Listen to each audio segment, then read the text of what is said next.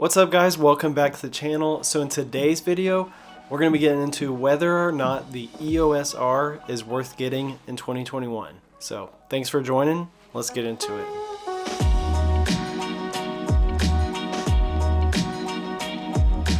So a little bit over a year ago, I bought this camera coming from a Sony a7 III.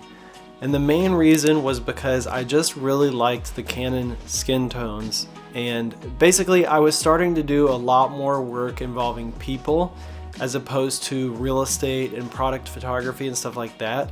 So I decided to switch over to Canon because I was just not super happy with the colors coming out of my Sony a7 III. So since then, I've done pretty much all types of photography on it, and overall, this thing has performed amazing. The colors are great, the dynamic range is great, and the photos are super nice. I've used it on anything from real estate to product photography to lifestyle photography to weddings, headshots, YouTube videos, vlogs, travel videos, marketing content for other people, documentary style videos, and basically I've used it for any type of content that most people will ever use. Besides like super extreme weather conditions or something like that, or underwater photography. So let's start off with some of the negatives about it.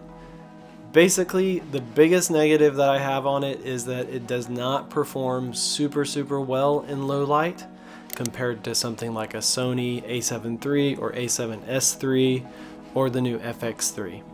But it's not horrible. You can just be strategic about your lighting and the time of day you're shooting and stuff like that to where you don't really have to run into this problem too much. But the benefit from this is that you do get a higher megapixel photo. So the photos on this thing are just like really good, 30 plus megapixels. So that might be good for you or bad for you. Depends on the type of stuff you're doing. The next biggest con for me is the electronic image stabilization. I know for some situations it's great, maybe if you're like wide angle shooting a landscape or something handheld, but I noticed that anytime I was doing videos of something that was moving or like a close-up on someone, it does this weird like wobbly thing, almost like you're using warp stabilizer in post, to where it kind of tracks onto the subject and like bounces with it. And so it makes your framing just really kind of awkward and weird. So a lot of times I'll leave that off. So compared to a Sony or the new Canon cameras that have the in-body image stabilization, it's just not nearly as good. The number 3 complaint that I have about it is actually that it does not have a joystick. It's really not that big of a deal because you can still use the screen and like move your thumb around on it. And you can still do all the same functions and stuff. Or you could set it up to where it's like a D-pad to where you can just move the spot around really easily. But let's be real, most of us are just using a set point autofocus, like if it's real estate videos or something, or we're going to be using eye autofocus if it's portraits. So not really a deal breaker, but having the joystick is a huge plus on some of the newer cameras, or even the a7 III had it. One more thing I have to mention is I actually broke the flip screen. I don't know if that's just a risk in general if you have a flip screen, or if that's because I did something wrong.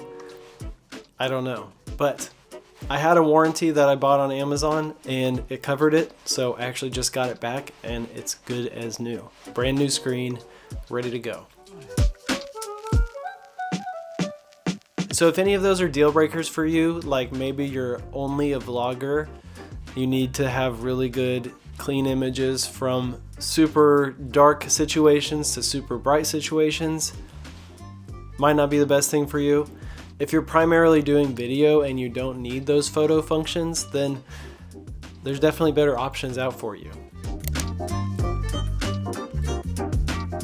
So how good are the photos? I've got to say, hands down, this camera has done some of my best photos personally and has just been one of my favorite cameras I've ever used. I've had the Sony a7 III, the a7S II, the a7R III, I've had Fujifilm, and yeah, this thing has just really outperformed all of those for me personally. It's great. It's great photos, not much to it. If you've liked any of the photos that have been on my channel, chances are they've all been shot on this camera. So yeah, definitely very professional looking photos and some of my favorite that I've ever shot. Okay, next big question is, how good is the video? I think it's great.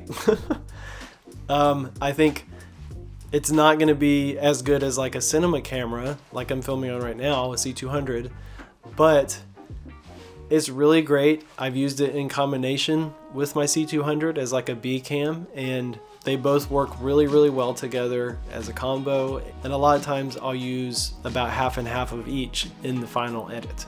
The autofocus on this thing, the tracking, the eye tracking, hands down, it's basically magic. If you're vlogging or if you're filming somebody else, it just works, okay? So if that's important to you, it's a win. Okay, and probably my favorite thing, and one of the big reasons that I got this, is because I was sick of doing over your lens ND filters. And this camera is one of the first small cameras that has a behind the lens variable ND adapter that you can get from Canon. And I got it and it works amazing, just like you would think it would. And I don't have it on right now, but basically it's the same thing as this. It has a little lens that slides in and you just toggle it up and down for your outside exposures. Super easy to use if you're vlogging, super easy for real estate stuff, going indoors and outdoors. You don't get the vignetting or the like weird X that you can get from normal variable NDs. So it's an awesome feature, awesome, super smart feature that Canon made. So back to the cost. This thing's $1,800, and for what you get from it, really professional photos, mid-level professional videos, that is all that most people need, and you get that really nice color science. I think it's great. I don't think there's anything else on the market for that price point that's as good. It's definitely still underrated, even though it's a few years old. So, who is this camera for in 2021? I think the main people that it's for is going to be people that do photo and video content creation, maybe a little bit more photos, a little bit less video, people who have YouTube channels, people who are vlogging, people who are filming people, and either need a lower price point camera or they need to get two cameras for the price of one of the other new ones. I think this camera is still a really great option. It does the job. It does it nicely. It's reliable. Colors look great. It's easy to use. Can't really go wrong with it. Who is it not for? I would say people who primarily do videos, people who need more dynamic range, people who need more low light capabilities. So just to throw in a curveball at the end, I'm actually planning to get rid of it because I don't feel like I fit into these categories as much anymore. I've been using my cinema camera primarily for my channel and for all my client work. So I think I need to get a little bit better of a B camera. Probably gonna actually sell my C200 and the EOS-R and completely start from scratch once again. But it's not because they did a bad job, it's just because I have a little bit more specific needs than what they're doing for me now.